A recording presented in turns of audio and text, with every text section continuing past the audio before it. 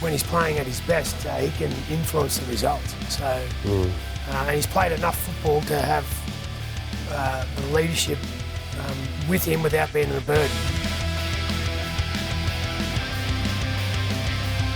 Well, hello once again, and thanks for joining us. Thanks to Tab. Today we've got a special State of Origin preview edition as we count down to the series opener just down the road here in Brisbane, Suncorp Stadium. One and only Origin game we'll see for the men here in Queensland. And by this time next week, guys, they'll be in camp. As a player, how much of a buzz is that? First Origin camp, first selection. It's come around quick, hasn't it? Yeah. Particularly if you're playing in Brisbane. Yeah. As a Maroon, going into camp and the hype around Suncorp, there's also responsibility that comes with it too. So the nerves kick in, but it's also a good time of year. Yeah, I agree, Lockie. There's not a better time of the year. Players are all excited once they get selected in the side. That continues. They go on and they have a determination in their mind about what they are quite determined to do. And it's one of those games, I think, that the first game of an Origin series, there's not much pressure. More pressure in any game of the season, so this is going to be an absolute bell ringer. And what about the configuration of this year's series, Lockie? So game 1, Brisbane, game 2, Perth, game 3, Sydney. How much extra importance is that for Queensland, knowing that they're not going to be at home for the remainder of the series? We've got to take your advantage while you got it. It's just you got to come out and Queensland always does. They know they're going to, have a great atmosphere. They've got a lot of, pretty much all Queenslanders sitting in the stadium. So I'm sure they'll have spoken about it through the week about wanting to play well for everyone that's turned up on the night, but also who's watching at home. Yeah, and I'm sure they'll take it into their mind that they're not playing in Sydney. Yeah. It mightn't be Suncorp Stadium, but they're not playing in Sydney, and that's certainly going to be a benefit for them, a bonus for them, and they'll use it to find out where else throughout Australia people dislike people from New South Wales. Yeah, we can all agree on that as Queenslanders. So the most capped State of Origin player of all time, Cameron Smith, the Maroons legend, has unveiled his team for the series opener. Let's have a quick look. He did it on 100% footy when he was giving it to Gal and Gus earlier in the week. So his team is at fullback, Ponga on the wings, Xavier Coates, Murray Taulagi, Val Holmes in the hammer in the centres, Munster and DC the halves, Harry Grant at hooker, the front row, Ruben Cotter, Tino back from injury. Back row, Tom Gilbert, Beau Fermor from the Titans and Pat Carrigan on the bench. Tom Dearden, Lindsay Collins, Jeremiah Nanai, Mo Fotuaika and Kurt Mann as the 18th man. Boys, let's dissect that one. What do you think? Pretty close to the money? You can tell he's played 430 games of footy and... he knows Billy Slater pretty well. That's it, yeah. Good indicator for mine. Yeah. That's a mobile. That's as mobile a forward pack as I've ever seen. Yeah. That's quite remarkable, and they're going to be almost running New South Wales off their feet.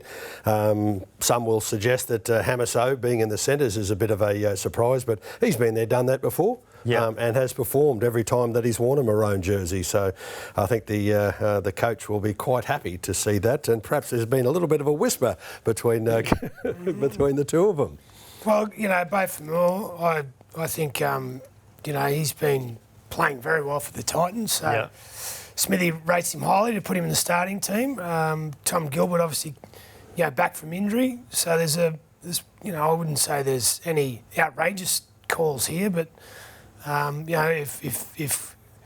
if that comes to fruition, that Beau Fermor plays for Queensland, that's a big reward for him. And he's been in the squad before, Billy and predecessors, Kevy as well. They do a good job in integrating players in, so he'd be the only debutant, but I can remember he's been in at least 2 Origin camps. How important is that beforehand to get them feeling like they belong? I think it also just helps with the nerves. I think getting an insight into the environment, getting an insight into what goes into the preparation of an Origin game and what is required on the night, to see that firsthand is obviously, it's hugely beneficial. And I think the thing that stands out is the mobility Yeah. of the team. Wow, that is something else. On the reserves bench, Lindsay Collins, a boy up front to be handling the big tough stuff, Jeremiah Nanai and Mo Fatueka. If they're in that side there, it really does indicate that the Maroons, they've certainly can be quite quick across the park, but they can also handle the battle up front. And how much more confidence do you have with Tino in the team? He was out injured last year, had that ACL. Just to have a big, dominant, aggressive forward. Yeah, he is at that, but he's remarkably mobile. How quick he can get around the field, and having watched his efforts. I think teammates will be over the moon about having him there up front. He can play basically anywhere. He's quite a remarkable player, and one that I'm damn sure every player in the team will be great to have alongside him. What about Cobbo? Is he the unlucky one in that team? He's there in the bouts. Yeah, I know he's been filling in for Reece at fullback, but Murray's been very good. So Xavier's been exceptional. Yeah. So I would say that look, Selwyn's obviously in the conversation. Where it lands, some of these positions might just come down to this weekend. Yeah, injury or suspension. Yeah. Ruben Cotter's actually out suspended at the moment, but he'll come back for game 1, serving his second week. Was Harry back this week? Yeah, so Harry Grant. Yeah, there's talk he will play. So I guess with that in mind, how important is it to have a 14 who can play hooker, knowing that your regular hooker is coming back from a hamstring injury? Yeah, but I would say, my argument would be Tom's very similar to a Cooper Cronk or a Ben Hunt. He could play. You put him anywhere. Yeah. You know, mate, I'm president of the Tom Dearden fan club, and he can play anywhere in that side. I don't think he'd like to play fullback, but he could play pretty much everywhere else, and I think he'd fit into it quite comfortably. The only other name I think might be missing is Big Red from the Raiders, Corey Horsburgh. He'd have to be very close as well. He couldn't have done much more. He's been quite impressive this year. Well, Canberra's been going Yeah. very well. And he's, we thought his career at the Raiders was done. Yeah. And he was in a bit of a, I guess, he was in, I wouldn't say a bad way, but he was, at the crossroads. Yeah. He's definitely come back with vengeance. It's been good to watch. Crossroads is a perfect word there, Lockie, and he just seemed to be having some difficulty in producing his performances on the field. He got into a couple of push and shoves, a couple of fights, and it wasn't his great performances that were on show, but there's an opportunity there for him. I guess that's a big bonus for Queensland too this year. Like, we were short of middle forwards last year. Yeah. Now there's going to be 2 or 3 good ones who miss out. Yep. No, well, we were short with go forward in the middle of the field last year, so they were touchwood. We've still got a week to go. Touchwood that they all get through, and we've still got, we'll potentially leave some good players out. Yeah, and with that team, they've reunited the halves pairing of Cameron Munster and DCE. Manly's struggling a bit of late. DCE's form, is that a worry, Waller, or is he experienced enough to just put club form behind him? I think Lockie and I have both been there. You're not quite producing your best form in the build up to it, but as soon as State of Origin comes around, you start. Yeah. You've got the determination, the will to win, the necessity to produce your best game, and sometimes it's a strange thing that you're week to week you're not producing all that good a game, but when you come up against the best in the business, the great players of the game, that comes out. And you produce the best game that you have for all season long, and that's an instant inspiration for your teammates as well. I think he's always played well under Billy. Yeah. So I got no concerns about that. I think maybe there is some distractions playing at Manly at the moment with his, his what's happening next is uncertain. So maybe that's playing on his mind. But I think once you get in that arena, like Wal said, you know it's at stake, and you're 100% focused on what you need to do. Yeah, in a way for everyone, it'd be good if that Roosters deal got announced sooner rather than later. I think for Manly's sake as well and for Queensland's Origin's sake, hopefully that's the case. But moving forward, if DC was to call it quits after this year's Origin series, he's been a phenomenal skipper for Queensland. I think only behind you two and Cameron Smith for most Origin series victories for Queensland. Who stands out as a future captain? Could Munster take on that responsibility, or do you look at maybe a Carrigan? Tino's also a captain his club side, so is Qlder and Dearden at the moment. Who stands out as a future captain? There's a couple there, but I you said Munster, and sometimes giving one of your most influential players on what they can do on the field, the captaincy is often a good call. So, number 6, Cameron, when he's playing at his best, he can influence the results. So, and he's played enough football to have the leadership with him without being a burden. So, but there's other players there as well. Pat Carrigan's another one. Yeah. You got Tino, who's captain at Clubland. Yeah. So there's a few there, but I think Cameron can probably dictate or determine the result more than some of the others. Yeah, and he'd be doing it with almost monotonous regularity. His performances for Queensland previously have been at such a standard. He really leads well, inspires those around him. I'm kind of excited by Tino as well. I think that he'd be one of those guys that, while he will probably have a little bit of or several of the onlookers a little bit, up in the air about it, not knowing whether he's a captain. He'd be the type to lead from the front, just take off and lead the way, and leave all the comfortable creation or creative work for the boys behind him. But he would just take off and make sure that he shows them what it's all about. No, the other one's Harry Grant. Yeah, he was. That's what I was going to mention too. I'm looking there going, who else? I mean, Ponga's the captain. Yeah. But he can be very influential in the result too. And Tom Gilbert also captains his club side, even though he's come back from it. Geez, there's a lot of captains in that team when you go back and look through it, so it's good for the leadership ranks. A club that does need a bit of leadership at the moment, Lockie, your Broncos. What did you learn about that Rabbitohs game? I learned they can't hold a lead. 14-0 up and they got run down by Latrell. Yeah, I think what it says, and I think it's been a bit of a pattern across the game, but Broncos have been guilty of as well. Once they get comfortable, they take their foot off the pedal. Yeah. And a lot of teams are doing that, and I think that's something that they need to find ways to fix, because you can't. When you get yourself in a winning position in this competition, you got to make the most of that and get the result, because They've had one good half, then one poor half, and they lose the game, and just puts unwanted pressure on them.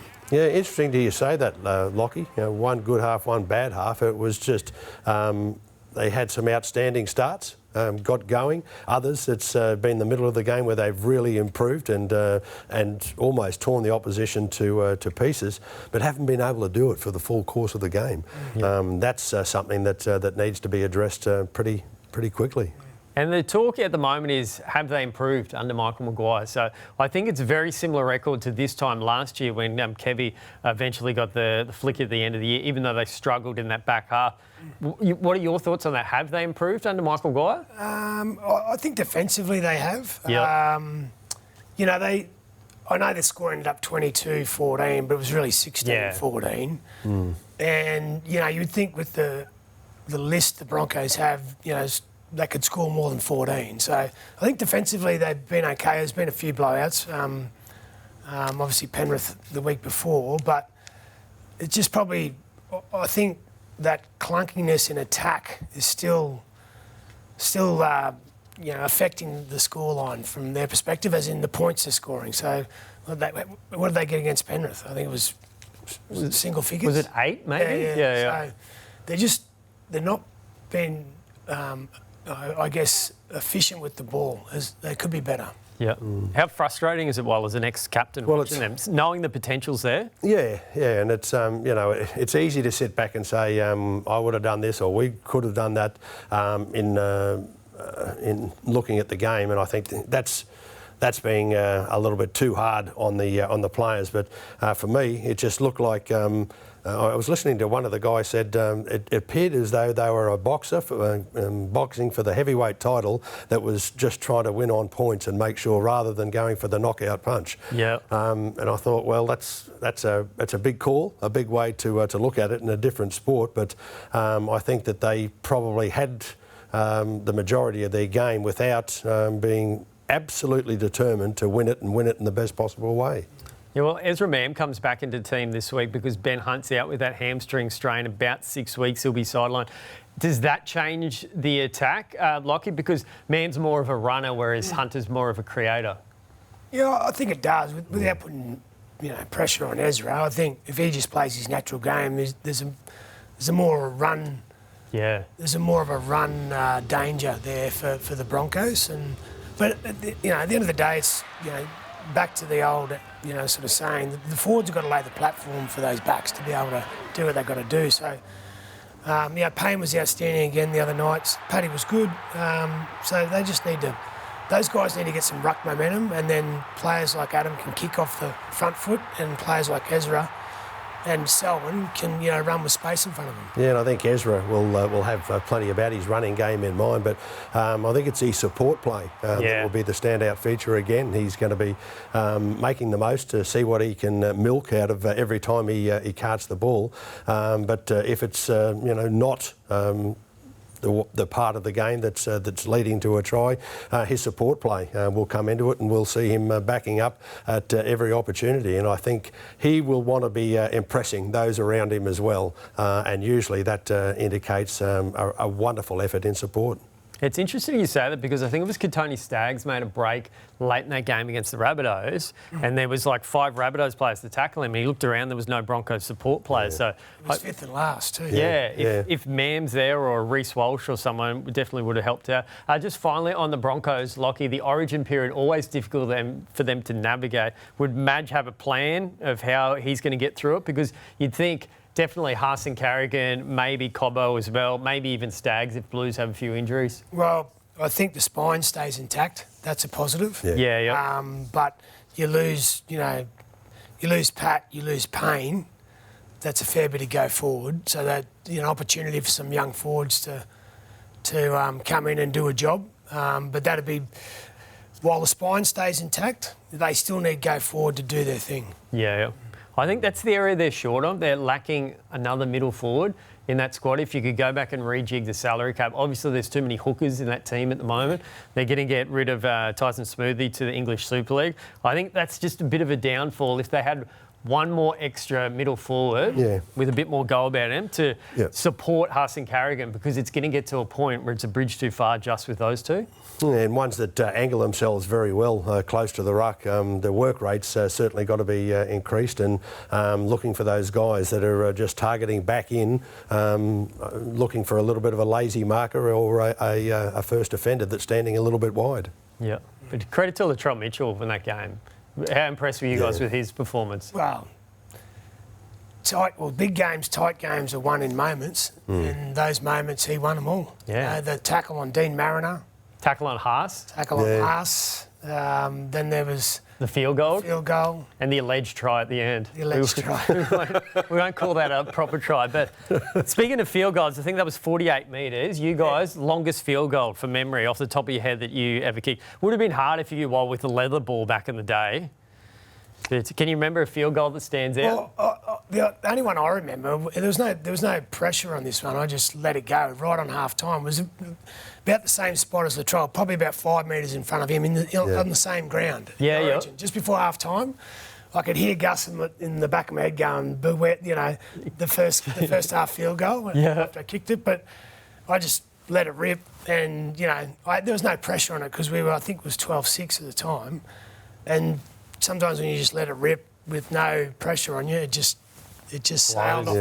And that's probably the longest one I can remember. Yeah, I got one from about 40, but that was the days when they used to have the old Adidas balls, and they were the lightest balls that I ever played with. Yeah, okay. We got one. Were they yellow or green? Greeny? No, they more of a yellow colour. Yeah. But it was a a ball that was, I'm trying to think of what they're made out of, but managed to make contact at it, and it just flew away. It was one of a kind, never got to be able to do it again, but they were the ones that I used to find that they were the easiest ball to throw when I was looking for a spiral pass or kicking them, and certainly if you're anywhere near the try line, to be able to kick them on the bottom of the ball, you were waiting for the ball to come down. They were such a light footy, it was very easy to gain dominance over it. Nice. Well, as we've learned, it's never too early to kick a field goal. I think that's another one of Gus's saying as well. Well, now they're 2 points too outside the 40. Yeah. Definitely too, yeah. Moving along, let's go into the Tab Big Call this week. Thanks to our key partner this year, Tab. It's time for the big call of the week. You almost got yours right last week, Lockie. You said all 4 Queensland teams would win. Your Broncos just let you down at the death. Yeah. I said the Titans would win, which I thought was a big call, but I said Loffy 2 tries. He had 2 try assists to AJ Brimson. So we're all pretty close last week. My Tab Big Call this week is the Broncos beat the Dragons, but it's Ezra Mam who scores the match winner. They win by 6 or 4 points, and Mam scores a try right at the end. All right, big call. I'm going to go Tommy Dearden to get man of the match against Manly. DCE, DCE, showdown. So old dog versus young pup. Yeah. That's a good one. Well, I'll go for the Cowboys. As you know, Adam, I don't think I tipped against the Cowboys the last couple of years. I haven't given them a lot of support this year, but it's time that they turn their season around in Port, and I think that we're about to see some of their best football on display. There we go. After that great game against the Panthers they had on the weekend. So pretty impressive, Lockie. If you said to the Cowboys 10 rounds in, you're going to have to play the Panthers twice and you don't lose either of those games. Yeah. That's good for the confidence. Yeah, well, they started the season slow, but once they found their groove, they've been good. And I know they've only a draw last week and they lost the previous week, and they probably should have won. Probably should have won. But compared to where they were at the start of the season, they've come a long way, and they're showing a bit of resilience. So they've got themselves, but they'll probably be, I don't know, how many will they lose for Origin? Maybe only Dearden, NI, Qlder. So they could be. Reece Robson too goes to New South Wales. Yeah. So that'll be tricky for them too, Origin. Yeah. Hopefully they've got a couple of buys wedged in between there. But the big talking point that came out of that Panthers-Cowboys game, guys, was the trainers wetting the ball. Oh, yeah. What do you make of that? Both teams were guilty of it. It was the Panthers who were caught out first, and then vision emerged to the Cowboys trainers. What do you think about that? That's the first time I've seen that. But for the both trainers to do it, is it like one trainer saw the other one do it and thought, I'll get you Copy? back? Yeah. I've just never seen that before. And to see both teams do it on the same night, unusual. Yeah, I've seen grease taken off the knees and put all over the ball. That's been used... like Denko rub type, yeah. No, used to... To me, slippery. Vaseline, Vaso. over it and used on a ball. This bloke's going to know I'm about to give him up. We used it down at Winner Manly on 1 or 2 occasions. So You're narrowing it down. Actually, I do remember a big, tall centre used to put a lot of grease on his knees. Yes. I think the fields down there are a bit hard. Yeah. Well, Gino, he used to just... I didn't say that. Well, I did. I gave him up, and I don't mind giving you up, Gene. He used to have enormous amounts of grease on his knees, and it came to do a couple of jobs, not just give his knee a little bit of looking after. Yeah. I do remember another Queenslander. He obviously he playing against James Graham, who used to wear a lot of grease on his knees and elbows, and obviously one Queenslander. Nate Miles took offence to it, so he tackled him one day and just grabbed a scoop of it off his knee and just rubbed it across his face, across his forehead. Yeah. So, and if it made contact with the eyes as well, the grease, it wasn't that easy to get rid of. Yeah. I'm pretty sure it was Nate. I hope I got that right. Yeah. Well, he's lucky they're both retired at the moment, so no retaliation there. And what about the Cowboys do have that draw? How handy could that be in the lead up to the finals? It's always weird looking at the table, seeing an odd number of points. Look, I mean, one's better than none. Yeah. So the competition is so close, and I reckon it'll be like that for the rest of the season. Yeah. I think for and against is going to come into it. 1 point like that will be, it could be the difference between playing finals or not. So it's a tipster's nightmare, and I just think that every little bit counts at the moment. I mean, you look at the Tigers on the weekend, that just smashes their for and against. Yeah. It's almost like a double loss in a way. It kills their for and against and the points. But the end of that Cowboys-Panthers game, the Cowboys really struggled to ice it in field goals. How often did you guys practice field goals? Because, to be honest, it looked like the Cowboys had never practiced a field goal in their life. Well, the key is if you're the kicker, you got to know the position where you want the ball. Yeah. So, and you're just telling your forwards, or you're pointing to your dummy half that spot over there is about where I want to get to by play 4. Yeah. And then let me have a go. I was a left footer, so I wanted it just outside the right post. So I'd come on and I'd be left foot, whereas the right foot would be the opposite. Yep. But you just got to know roughly where you want to play the ball and where you want to stand and get there.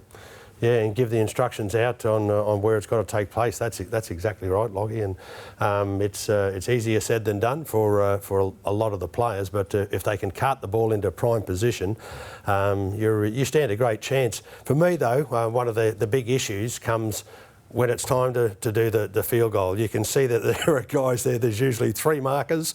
There's another guy that runs 10 metres to get past that play the ball area in world record time. So it's hard to see that it's never going to play a dominant part in the game. But interesting, because you practice it plenty of times at training. Unfortunately, you don't get to put it into effect all that often throughout the course of the game. And both coaches were critical after the game about the referees. In that moment of the game, they don't want to blow a penalty because it could mean the game. They put the whistle in the pocket, and there's a lot of fudging of offside that happens in those particular moments, and I'm pretty sure that happened the other night. Yeah. You don't see too many penalties blown, as you say, in that they'd rather there be a field goal kicked or a field goal missed where they can make a simple ruling on it, other than come up with that penalty that is the dictator of the game. I'd love to see a golden point become golden try. So you can't win in extra time with a field goal or a penalty goal. You have to score a try, and I think that would make it more exciting and opening up, because currently you watch it, it's just a field goal-a-thon. Yeah, it is. There is a theory, though, if you did that... you give away too many penalties. Just give penalties away. Just lay on the ball. But I guess then the responsibility have to come back to sin bin. So then, if you try and penalise me and you lay on the play the ball, I sin bin you, you're down to 12 players. So it makes it easier to score a try. Or instead of golden point, you've got to win by 2 or more. So that way, if you're laying on the play the ball... You can still kick a penalty goal, still kick a penalty. Yeah. And the try is still an option as well. But, there's all... We'll have to chat to Andrew Abdo next time he's up for Origin. We'll sell him our plans for Golden Point. Just finally, before we go and wrap it up, the Dolphins... They had that crucial win over the Eels. I think if they win this week, they beat the Eels. Sorry, they beat the... Yeah, they beat the Eels in Thursday night footy. Yeah. Because Mitch Moses was blown up to the referee all game. That's what I remember. Herbie scored... Herbie scored that amazing try. Where does he rank for you guys in terms of centres? Oh, his uncle who used to coach him, he used to show me the drills he used to do, and he used to get these 2 pads and make him run towards them, and as he got to them, he'd step in the middle of them, he'd step around them. And it's amazing when you watch him play, the drills that he was taught as a kid, he's doing that out on the field, and that's what happened the other night. And then he decided to run around, who's the fullback? We took him on. Yongi? Yeah, that's him. The fullback? Who's no slouch. Yeah, and he just blitzed him. Yeah. And so... the individual brilliance, sometimes in those tight games, you just need a bit of individual brilliance to win it. And Herbie did one, and Hammer had one as well. Yeah, and when he gets the ball, you can just see that the defensive players, they're feeling pretty nervous. Yeah. They're thinking, if he comes this way, I've got to try and do this. Well, when you get to a situation like that, I think the ball carrier's almost got half the job done already. And certainly Herbie's evasive skills, they're quite remarkable, and they seem to be getting better every game. I think Stephen Crichton is the only other one. Like, to me, they're equal first in my mind. It's hard to think of a centre who's going better. Well, Crichton was outstanding in the comeback the other day. And they would mark up against each other, because Crichton plays right and Herbie plays left. Yeah. So that'd be big matchup. We were actually interviewing Hammer the other day, and he was geeing up saying Herbie should be eligible for Queensland if they're going to change the regulations. How good would that be? Yeah. Because he's been here since he was 15, I think was the theory. Well, I'm more of I'd go the other way. I feel like, I know it's been a big talking point, but because if you've been here 15 and you're playing in the NRL at 18, 19, you've only been here 4 or 5 years, Yeah. I'd go back. I reckon you need to be here before you start school. Yeah, okay, yeah. To be a Queenslander or a New South Wales. And people say it's about the best of the best. Well, not necessarily. It's the passion that comes from both states that goes into the contest that makes what it is. Yep. And so I'm not saying the product is not necessarily it's the best versus the best out there. I reckon sometimes it's just what it means to the player in the jersey that makes State of Origin. And increases the value of international footy. Yes. Getting the opportunity to be able to go back. They, for so long, Australia have dominated the international scene. But if it can be made look a lot stronger by having these players available for that country, I'm sure the international game will only prosper. And that's where you'll eventually get the best of the best. Yeah. You'll get the best of Australia versus the best of the Pacific Island nations and, Kiwis. So that's where I'd like to see the best of the best. Yeah, and I guess to illustrate your point, the 95 Origin series, one of the most memorable, with all due respect to Fatty and his players, wasn't the best of the best, but turned out to be an amazing product. So it is the entertainment. Last one on the Dolphins. Hammer, do you see... is he realistically a chance to play fullback at Origin level, or is he always just going to be the centre or unfortunately the guy who misses out? Well, he could do both positions very well. I think he'd be very good in both. Probably the one thing that Hammer is a little bit different to a Kalen Ponga or a Reece Walsh is he probably doesn't pass the ball as much. Yeah. But that doesn't mean he's not effective playing fullback, because he is, because he backs up so well and he can just beat you with his blistering speed. But I think Kalen, or a player like Kalen, allows you to set up your outside backs. Yeah. Yeah, I agree with Lockie. But when you get to, just see the value of these two guys and where their skills are at an all-time high, it's fantastic. And, Hammer's got the opportunity to be able to play fullback at Origin. In the eyes of some people, many others disagree with it, but it's whatever the selectors come up with. I think that I'll stand to support. Yeah. How good was he the other night when he almost defended 3 players right in full time? He almost dared them of well, make a decision. Yep. Well, that's one thing he's been doing well, is his defence. Yeah. And Billy's probably got an idea of how he wants the team to play, and sometimes that dictates who he picks where. Well, we've got 2 experts to be able to pick that. Billy and Lockie, both fullbacks, for a portion of the career. And one thing is certain, we're going to end up with a good side. Yeah, and fingers crossed all the Queensland players playing this weekend stay injury and suspension free, so we get a great spectacle for Origin 1. But a reminder too, Thursday night is Origin 2 in the women's competition. Our Queenslanders need to win that, so good luck to Ali Brigginshaw and the team. Hopefully level the series and go to a decider there. But as always, catch all the Origin action live and exclusively free on the wide world of sports.